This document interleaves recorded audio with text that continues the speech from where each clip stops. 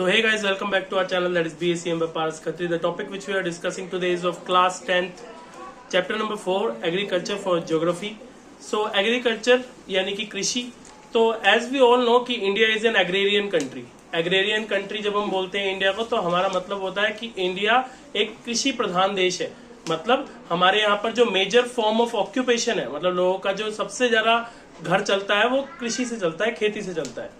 तो अगर ये इतना इम्पोर्टेंट है तो दिस मीन्स कि ये बहुत पुराने टाइम से चलता आ रहा होगा और अभी तक चलता है और आने वाले कहीं जो है वो मतलब कि इसका कोई एंडिंग नहीं है कि कब तक ये काम चलता रहेगा. तो मेरे हिसाब से सबसे सिक्योर अगर कोई बिजनेस कोई जॉब है तो आज के टाइम पे फार्मिंग ही है. क्यों? क्योंकि बाकी सारे जॉब्स तो एआई खा जाएगा, लेकिन ये जॉब जो है वो हमेशा के लिए चलेगा, क्योंकि लोग खाना तो बंद नहीं करेंगे. ठीक है, चाहे कितना मर्जी काम कंप्यूटर से करा ले. तो पहले से जो चलता आ रहा था, आज तक चलता आ रहा है, आगे जो चलेगा उस सबको हमने डिवाइड कर रखा है फार्मिंग को. ठीक है, टाइप्स ऑफ फार्मिंग में. So there is something called as the primitive subsistence farming. ठीक है, ये प्रिमिटिव सबसिस्टेंस फार्मिंग क्या होती है? जो पुराने टाइम के हिसाब से, अब ये प्रिमिटिव से वर्ड का मतलब है पुराने मेथड से, सबसिस्टेंस से मतलब है घर चलाने के लिए. ठीक है, तो पहले के टाइम पे लोग क्या करते थे? सबसिस्टेंस फार्मिंग का सहारा लेते थे. मतलब सिर्फ खेती करी इसलिए करी ताकि अपना घर चल जाए. ठीक है, एक ही खेत के अंदर बहुत सारी डिफरेंट क्रॉप्स उगा ली, वो सभी क्रॉप्स को उगाया, अपने लिए साल भर के लिए बचा के रख लिया और फिर उसको यूज करते रहे. ठीक है, इस तरीके से करते थे. इसे सबसिस्टेंस फार्मिंग बोलते थे. प्रिमिटिव सबसिस्टेंस फार्मिंग का मतलब है आज भी कई जगहों पे ये फार्मिंग होती है जिसके अंदर, जैसे मेरे पास में अगर छोटा सा खेत है तो मैं पुराने मेथड्स, पुराने जो तरीके हैं, पुराने जो मेथड्स हैं, पुराने जो टूल्स हैं, औजार हैं, उनकी मदद से जब मैं खेती करता हूं, ठीक है, तो उसको बोलते हैं प्रिमिटिव सबसिस्टेंस फार्मिंग. इसके अंदर जो खेती की फसल निकल के आती है, जो यील्ड निकल के आती है, वो बहुत ही लो होती है. ठीक है, बहुत ही कम खेती हो पाती है क्योंकि पुराने मेथड्स हैं, टूल्स टेक्निक्स सब पुरानी है. ठीक है, तो वो सब कुछ होता है. इसके अलावा इस टाइप की फार्मिंग के अंदर जो मेजर डिपेंडेंस होती है वो मॉनसून के ऊपर होती है. अगर मॉनसून ने इस बार अच्छी बारिश करी तो ये प्रिमिटिव फार्मिंग अच्छी हो जाएगी, और अगर नहीं हुई तो इस बार की फार्मिंग खराब भी हो सकती है. और ज्यादातर ये स्लैश एंड बर्न फार्मिंग होती है. ये स्लैश एंड बर्न फार्मिंग का मतलब क्या होता है? जनरली आपने सुना होगा कि जैसे ये अक्टूबर नवंबर का महीना होता है, दिल्ली में पोल्यूशन बहुत बढ़ जाता है. तो पता करते हैं कि क्यों बढ़ता है. तो कहते हैं कि पंजाब और हरियाणा वालों ने पराली जला दी. नाम सुना है? पराली जला दी. ये पराली जलाने का मतलब क्या होता है? Slash and burn. ठीक है, यानी कि वो लोग क्या करते हैं कि गेहूं की, धान की फसल उगाई, उसके बाद में जो बाकी का बचा हुआ उसका क्या होता है? अब आपने अगर गेहूं और धान की फसल देखी हो तो क्या होता है? पूरी एक घास होगी, उसके टॉप मोस्ट हिस्से पे गेहूं और धान लगता है, बाकी की पूरी घास होती है ना. तो वो क्या करते हैं? पटक के उसमें से गेहूं और धान निकाल लेते हैं, बाकी का हिस्सा क्या जाता है? घास. तो उसका क्या करते हैं? आग लगा देते हैं, क्योंकि और कोई तरीका नहीं है उसको मैनेज करने का. कहाँ ले जाएं आखिर, है ना. तो इतने सारी जो भूसा होता है उसका क्या करें, तो उसको जला देते हैं वो लोग. तो इसको बोलते हैं स्लैश एंड बर्न फार्मिंग. ठीक है, कि जब एक जगह पर खेती करो वहां पर जला दो पूरे को ताकि पूरा खेत साफ हो गया और फिर दोबारा से कर लो. इसी को झूमिंग भी बोलते हैं. ठीक है, तो ये होती है प्रिमिटिव फार्मिंग. ठीक है, प्रिमिटिव सबसिस्टेंस फार्मिंग. अब एक होती है इंटेंसिव. ठीक है, इंटेंसिव सबसिस्टेंस फार्मिंग. ये इंटेंसिव सबसिस्टेंस फार्मिंग क्या होती है? जिसके अंदर हम नए तरीके के टूल्स का इस्तेमाल करते हैं. ठीक है, नए तरीके के टूल्स का इस्तेमाल करते हैं, और जनरली ये वहां पे होता है जहां पर पॉपुलेशन बहुत हाई होती है. ठीक है, किसी एरिया में अगर पॉपुलेशन बहुत हाई है तो वहां पर जो है वो ये की जाती है, हाई पॉपुलेशन प्रेशर के एरिया में. यहाँ पर जनरली क्या है? लेबर इंटेंसिव टेक्निक यूज की जाती है. मतलब यहाँ पर कोई मॉडर्न टेक्नोलॉजी तो हमारे पास नहीं है, लेकिन हमारे को फार्मिंग भी ज्यादा चाहिए, हमारे को आउटपुट ज्यादा चाहिए, यील्ड ज्यादा चाहिए, खेती ज्यादा चाहिए. तो उसके लिए क्या करते हैं? उसके लिए सिंपल हम लोग क्या कर देते हैं कि बस ज्यादा लेबर लगा देते हैं खेतों के अंदर. तो खेतों के अंदर ज्यादा लेबर लगेगी तो उससे ज्यादा अनाज उग पाएगा, ज्यादा जो है वो खेती हो पाएगी. तो इस तरीके से कर देते हैं. इसके अलावा तीसरा टाइप जो है वो इसके अंदर होता है कमर्शियल फार्मिंग का. ठीक है, कमर्शियल फार्मिंग क्या होती है? कमर्शियल फार्मिंग होती है जो कि आज के टाइम पे पंजाब, हरियाणा, राजस्थान के बड़े बड़े किसान कर रहे हैं, बहुत बड़े बड़े एरिया में.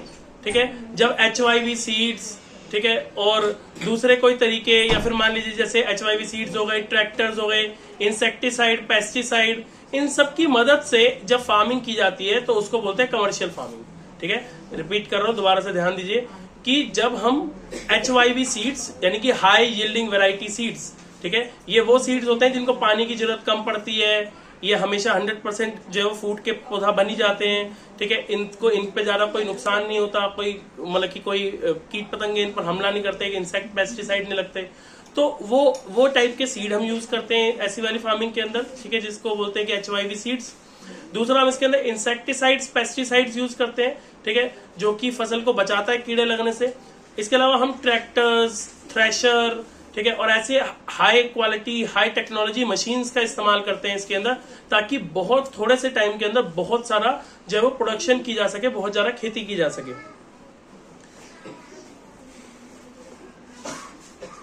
अब बात करते हैं कि इंडिया के अंदर जो क्रॉपिंग सीजन है उसके बारे में।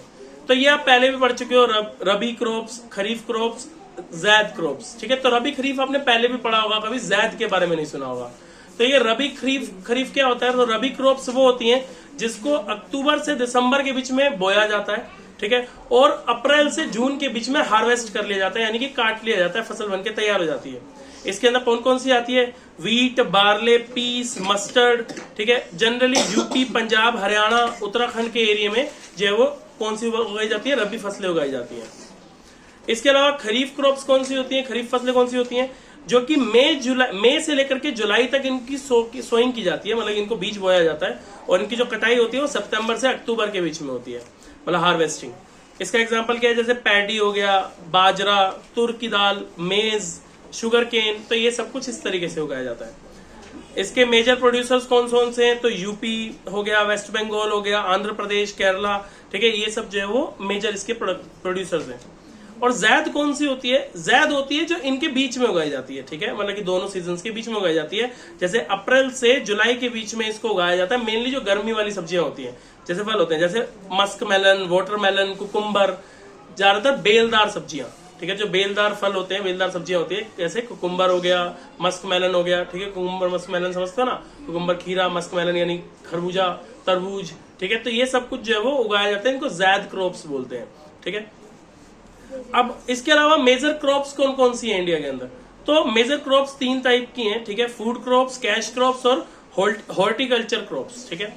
तो ये फूड क्रॉप्स कौन सी होती है? फूड क्रॉप्स वो होती है जो आप डे टू डे लाइफ में फूड की तरह, अनाज की तरह इस्तेमाल करते हो, जैसे कि वीट हो गया, राइस हो गया, मेज, पल्सेस, ऑयल सीड्स, ठीक है, ये सभी क्या है? सभी फूड क्रॉप्स है। कैश क्रॉप्स कौन सी होती है? कैश क्रॉप्स समझनी बहुत जरूरी है। 1 नंबर में आता है what do you mean by cash crop. तो कैश क्रॉप वो क्रॉप्स होती हैं जो इजीली मार्केट में फटाफट सेल हो जाए, ठीक है, जो हाई एंड वैल्यू रखे और इजीली मार्केट में सेल हो जाए, दे आर कैश क्रॉप्स। जैसे कि T, rubber, coffee, jute, cotton, ठीक है, ये फटाफट मार्केट में सेल हो जाता है, इनका कभी बफर स्टॉक नहीं बचता। बफर स्टॉक का मतलब एक्स्ट्रा प्रोडक्शन, वो नहीं होता, फटाफट बिक जाता है मार्केट में। और हॉर्टिकल्चर क्रॉप्स कौन सी होती है? जैसे फ्रूट्स हो गया, वेजिटेबल हो गया, फ्लावर्स हो गया, मतलब जो सीजनल हो, ठीक है, सीजन के हिसाब से होती हैं, ये हॉर्टिकल्चर क्रॉप्स होती है, ठीक है। अब अलग अलग जो मेजर क्रॉप्स है इंडिया की, उनके बारे में समझ लेते हैं। जैसे कि राइस की बात करें तो इसकी सोइंग कब होती है? जून से जुलाई के बीच में। सितंबर अक्टूबर के अंदर इसकी हार्वेस्टिंग हो जाती है।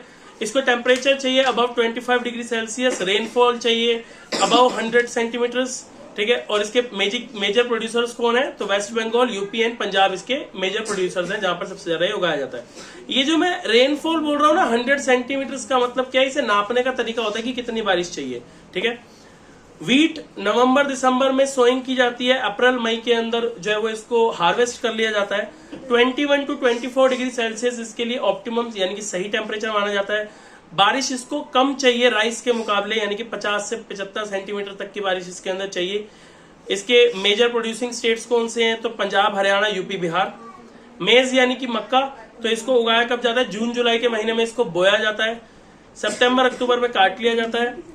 टेम्परेचर चाहिए वही 21 to 27 डिग्री के आसपास, 50 to 100 सेंटीमीटर तक की बारिश चाहिए। और इसके मेजर प्रोड्यूसर्स है कर्नाटका, यूपी, बिहार। शुगर केन की बात करें तो जनवरी से मार्च के बीच में इसको बोया जाता है। दिसंबर से मार्च के, मतलब दिसंबर से लेकर के फिर मार्च, दिसंबर नहीं, ये बेसिकली दिसंबर नहीं है ये, ठीक है, ये बेसिकली आ जाता है अक्टूबर से लेकर के, ठीक है। तो अक्टूबर से लेकर के अगले मार्च तक, मतलब पूरे साल भर तक जो है वो इसकी सोइंग और इसकी जो है वो कटिंग चलती रहती है। टेम्परेचर वही 21 to 27 डिग्री, 75 to 100 डिग्री जो है वो 100 सेंटीमीटर तक जो है वो रेनफॉल चाहिए। महाराष्ट्र, कर्नाटक, तमिलनाडु इसके मेजर प्रोड्यूसर्स हैं। टी की बात करें तो टी जो है वो 2 सीजन में उगाई जाती है, एक तो अप्रैल से जून के बीच में सो की जाती है और एक अक्टूबर से दिसंबर के बीच में। और इसकी हार्वेस्टिंग क्या होती है, तो टी के बिजनेस में सबसे बढ़िया बात क्या है, बार बार आपको सोइंग नहीं करनी पड़ती, हर हफ्ते से 2 हफ्ते के बीच में बार बार कटिंग करते रहो, ठीक है, ऊपर जो एक्स्ट्रा लीव्स है उनको काटते रहो और बेचते रहो, ठीक है, इस तरीके से होता है। टेम्परेचर चाहिए वही 21 डिग्री टू 29 डिग्री सेल्सियस, और इसको रेनफॉल बहुत ज्यादा चाहिए, तभी ये जनरली जो है वो असम, वेस्ट बंगाल ऐसी जगहों पे उगाई जाती है। तो इसको 150 से 200 सेंटीमीटर तक की बारिश चाहिए। इसके अलावा असम, वेस्ट बंगाल मैंने बता दिया, ये मेजर इसके प्रोड्यूसिंग स्टेट्स हैं। कॉटन की बात करें तो लगभग पूरे इंडिया के हर पार्ट के अंदर जो है वो कॉटन उगाया जाता है, और जो है वो मतलब कि सारे डिफरेंट जो है वो मतलब कि टाइम पे इसको काटा जाता है। इसके अलावा जो है वो 21 डिग्री टू 30 डिग्री सेल्सियस इसका टेम्परेचर चाहिए होता है। Rainfall normal 50 centimetre to 120 centimetre चाहिए होती है। महाराष्ट्र, गुजरात, एमपी, कर्नाटक में उगाया जाता है। जूट की बात करें तो ये फरवरी के महीने में उगाई जाती है, लो लैंड्स में, मतलब प्लेन्स के अंदर, और जो हाईलैंड्स है, पहाड़ों का एरिया, वहां पे मार्च से मई के महीने में उगाई जाती है। और इसको काटने के महीने हैं जुलाई से अक्टूबर। टेम्परेचर चाहिए 25 डिग्री से ज्यादा, मतलब ठंडी वाला जो मौसम चाहिए, और इसको भी रेनफॉल बहुत ज्यादा चाहिए टी की तरह, जनरली 150 टू 200, 160 टू 200 के बीच में। वेस्ट बंगाल, असम, बिहार वाले एरिया में उगाया जाता है। फार्मिंग प्रोसेस की बात करते हैं। फार्मिंग प्रोसेस से मतलब क्या है कि अगर किसी को फार्मिंग करनी हो तो उसका पूरा प्रोसेस क्या है, 8th क्लास का चैप्टर नंबर 1 यही था पूरा, ठीक है, तो उसके अंदर भी यही पढ़ाया था, वही स्टेप्स दोबारा दोहरा लेते हैं। सबसे पहले क्या किया जाता है, सबसे पहले प्लोइंग किया जाता है। प्लोइंग का मतलब क्या होता है, खेत में हल चलाना, ठीक है, तो हल चलाने से क्या होता है, हल चलाने से खेत के अंदर जो है वो जो मतलब कि एक तरीके से जो है वो मतलब कि आप कहते हो कि छोटी छोटी दरारें बना दी जाती है, मतलब कि गड्ढे कर दिए जाते हैं जिसके अंदर बाद में बीज बोया जाता है। उसके बाद में नेक्स्ट क्या है, सोइंग, बीज को बो देना। नेक्स्ट है इरिगेशन, पानी देना। फिर वीडिंग का मतलब क्या होता है, वीड किसे बोलते हैं, तो जो भी एक्स्ट्रा कोई भी मतलब आप कह सकते हो कि कोई भी एक्स्ट्रा कोई अगर आपने बो रखी है ना, लाइक मैं एग्जांपल देता हूँ, अगर हमने अपने घर में कोई प्लांट लगाया तो जो प्लांट हमने लगाया ना उसके अलावा भी बहुत सारे छोटे छोटे प्लांट सूख जाते हैं और वो अनवांटेड होते हैं, हम नहीं चाहते कि वो उगे, तो उसको क्या बोलते हैं, उसको वीड बोलते हैं। तो वीडिंग का मतलब होता है उन एक्स्ट्रा प्लांट्स को बाहर निकाल देना, ठीक है, जो आपके काम के नहीं है। फिर मैन्योरिंग की जाती है। मैन्योरिंग से मतलब है कि खाद दी जाती है। फिर इंसेक्टिसाइड स्प्रे किए जाते हैं। इंसेक्टिसाइड स्प्रे करने का मतलब क्या है, ताकि जो भी कीटाणु हैं, जो भी मतलब कीट पतंगे उस पर हमला कर रहे हैं उससे बचाया जा सके। फिर उसको हार्वेस्ट किया जाता है। हार्वेस्ट करने का मतलब काट लिया जाता है। फिर उसको थ्रेशिंग की जाती है। थ्रेशिंग का मतलब क्या होता है, उसको जो है वो ऐसा होता है कि जैसे अगर मान लीजिए मैंने एक धान उगा ली, ठीक है, तो धान तो ऊपर ऊपर लगी है, उससे मुझे घास को अलग भी तो करना है, तो क्या किया जाता है, एक बड़ा सा पत्थर ले लेते हैं, ठीक है, उस पत्थर के ऊपर इस धान को ऐसे पकड़ पकड़ के ऐसे मारते हैं, तो इससे क्या होता है, जो धान है वो टूट के नीचे गिर जाती है और भूसा हमारे हाथ में रह जाता है। तो भूसे को एक साइड फेंक देते हैं और धान हमारे को इकट्ठी हो गई, तो उसको थ्रेशिंग बोलते हैं। फिर इसी में विनोइंग होता है। विनोइंग क्या होता है, एक वो गांव में मुझे एग्जैक्टली उसका छाना बोलते हैं, छाना बोलते हैं उसे, तो हाँ, तो एक तरफ एक पंखा लगा देते हैं और फिर एक ये छाने से ऐसे ऐसे करके उसको जो धान होती है उसको ऐसे ऐसे करके हिलाते रहते हैं, वो नीचे गिरती रहती है। तो क्योंकि धान जो है भारी भारी होती है, वो हैवी होती है, तो वो नीचे गिर जाएगी और जो हल्का भूसा होगा वो साइड हो जाएगा, तो इसे विनोइंग बोलते हैं। और फिर उसके बाद में क्या करते हैं, इससे हमारा ग्रेन तैयार है, इसको हम स्टोर कर लेते हैं। तो इसको स्टोर करते कहाँ पे है, सिलोज में, ठीक है, सिलोज, ठीक है, SILOS। सिलोज क्या होते हैं, जहां पर इनको कलेक्ट करके रखा जाता है बड़े बड़े स्टोरेज हाउसेज में, वेयर हाउसेज में। की पॉइंट्स की बात करते हैं। की पॉइंट्स से मतलब क्या है कि क्या क्या मेजर पॉइंट्स इसके अंदर है। तो राइस जो है वो एक कमर्शियल क्रॉप है हरियाणा पंजाब की, लेकिन उड़ीसा में इसे सब्सिस्टेंस क्रॉप की तरह उगाया जाता है, ठीक है, समझ में आई बात, ठीक है, कि कमर्शियल क्रॉप की तरह उगाया जाता है हरियाणा पंजाब में, मतलब जो बेचने के पर्पज से बहुत ज्यादा एक ही टाइम पे, लेकिन इसको सब्सिस्टेंस के तरीके से यानी कि बस अपने यूज के तरीके से उगाया जाता है उड़ीसा के अंदर। प्लांटेशन से मतलब क्या होता है, जब आप एक ही तरीके के क्रॉप्स, एक ही तरीके के प्लांट एक साथ लगाते हो तो उसे प्लांटेशन बोलते हैं। इंडिया की जो इंपॉर्टेंट प्लांटेशन क्रॉप्स है वो कौन सी है, tea, coffee, rubber, sugar cane, banana, basically all कौन सी हो गई, सारी की सारी कैश क्रॉप्स हो गई। राइस जो है वो एक स्टेपल फूड है और मेजोरिटी ऑफ पीपल इंडिया के इसको यूज करते हैं। हमारी कंट्री जो है वो सेकंड लार्जेस्ट प्रोड्यूसर है राइस की पूरे वर्ल्ड में, चाइना के बाद में, क्योंकि हमारी पॉपुलेशन लगभग उनके बाद में आती है, तो हमारी जो प्रोडक्शन है राइस प्रोड्यूसिंग की, तो वो भी उनके बाद ही आती है। वीट जो है वो second most important cereal crop है, ठीक है। इंडिया में सबसे ज्यादा खाया जाता है चावल, उसके बाद सेकंड नंबर पर सबसे इंपॉर्टेंट है वीट यानी कि गेहूं। मेज जो है वो फूड और फोडर दोनों की तरह इस्तेमाल किया जाता है। फोडर क्या होता है? फोडर क्रॉप्स वो क्रॉप्स होती हैं जिसको सिर्फ चारे की तरह इस्तेमाल किया जाता है, ठीक है। चारा समझते हो ना, गाय भैंस बकरी को खिलाने के लिए इस्तेमाल किया जाता है। तो जो मेज है यानी कि मक्का है, उसको फूड की तरह भी इस्तेमाल किया जाता है और चारे की तरह भी इस्तेमाल किया जाता है। इसके अलावा ज्वार, बाजरा, रागी, ये सब मिलेट क्रॉप्स हैं। मिलेट क्रॉप्स वो क्रॉप्स होती हैं जो एडिशनल क्रॉप्स होती हैं, जो कि मतलब कि एक वैल्यू प्रोवाइड करती हैं आपके नॉर्मल आटे को, ठीक है। तो हमारे को मल्टीग्रेन आटा खाना चाहिए जिसके अंदर ये सारी चीजें हो, ठीक है ना। सारे मिलेट्स होने चाहिए उसके अंदर, रागी, बाजरा, ज्वार, जौ, ठीक है, ये सब कुछ उसके अंदर होना चाहिए। इससे न्यूट्रिशनल वैल्यू बढ़ती है। ज्वार जो है वो third most important food crops है इंडिया की, मतलब तीसरी सबसे ज्यादा उगाई जाने वाली जो क्रॉप है वो ज्वार है। इंडिया जो है वो लार्जेस्ट प्रोड्यूसर है और कंज्यूमर भी है पल्सीज का पूरे वर्ल्ड में। तो पूरे वर्ल्ड में सबसे ज्यादा पल्सीज उगाई भी हमारे यहाँ पे जाती है और खाई भी हमारे यहाँ पे जाती है। सेकंड लार्जेस्ट प्रोड्यूसर है हम लोग शुगर केन के, ब्राजील के बाद में। ग्राउंडनट प्रोडक्शन के मामले में चाइना फर्स्ट और इंडिया सेकंड है। और जो रेप सीड प्रोडक्शंस के मामले में जो चाइना है वो सेकंड नंबर पे, कनाडा फर्स्ट और इंडिया जो है वो थर्ड नंबर पे है। टी प्रोडक्शंस की बात करें अगर, तो 2020 के अंदर जो चाइना था वो फर्स्ट प्रोडक्शन था, ठीक है, फर्स्ट पे था। इंडिया जो है वो सेकंड पे है। 2013 तक जो है वो इंडिया लार्जेस्ट प्रोड्यूसर था फ्रूट्स एंड वेजिटेबल का इंडिया के अंदर, मतलब चाइना के बाद में। उसके बाद से अब तक कैलकुलेशन नहीं हुई है तो पता नहीं। क्रॉप रोटेशन क्या होता है? एक ही लैंड पर अलग अलग क्रॉप्स को उगाना क्रॉप रोटेशन कहलाता है। होती क्यों है? देखिए, कुछ क्रॉप्स होती हैं जो हाई न्यूट्रिशन वैल्यू की होती हैं, कुछ क्रॉप्स होती है जो लो न्यूट्रिशन वैल्यू की होती है। एक बार आप हाई न्यूट्रिशन वैल्यू की क्रॉप को उगा लो, फिर अगली बार लो न्यूट्रिशन वैल्यू को उगाओ, ताकि क्या होगा, जो जमीन की जो फर्टिलिटी है, जो सॉइल की जो फर्टिलिटी है, वो उससे दोबारा रीगेन हो जाती है, दोबारा से फुलफिल हो जाती है। तो इस तरीके से बार बार बदल बदल के उगाने को बोलते हैं crop rotation. Slash and burn farming में आपको बता चुका हूं, या फिर इसे झूमिंग फार्मिंग भी बोलते हैं।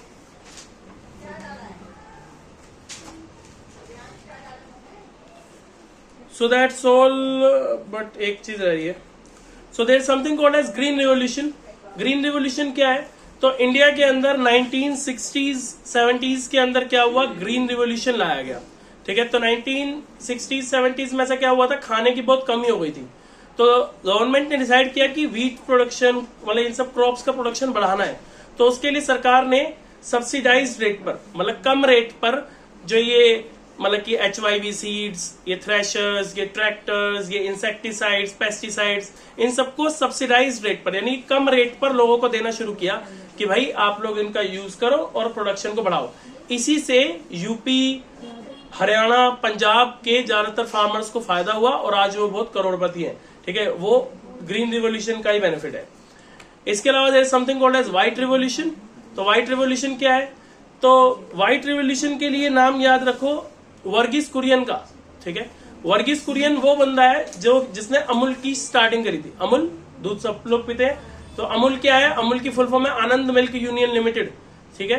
तो ये जो आनंद मिल्क यूनियन लिमिटेड है, इट्स अ कोऑपरेटिव सोसाइटी, मतलब ये कोई प्रॉफिट के लिए नहीं बनी है, ये कोऑपरेटिव सोसाइटी है जिसकी शुरुआत करी थी वर्गीस कुरियन ने। और जब इसकी वजह से क्या हुआ था, इसकी वजह से दूध का प्रोडक्शन बढ़ गया था इंडिया में, ठीक है। सभी को साफ और अच्छी क्वालिटी का दूध एक ही रेट पर मिलने लग गया था, जिसको व्हाइट रिवोल्यूशन बोलते हैं। और एक नंबर में क्वेश्चन आता है, what do you mean by golden fibre? तो गोल्डन फाइबर किसको बोलते हैं? जूट को, ठीक है। So that's all about this chapter. If you have any doubt you can always ask us in the comment section. Thank you so much.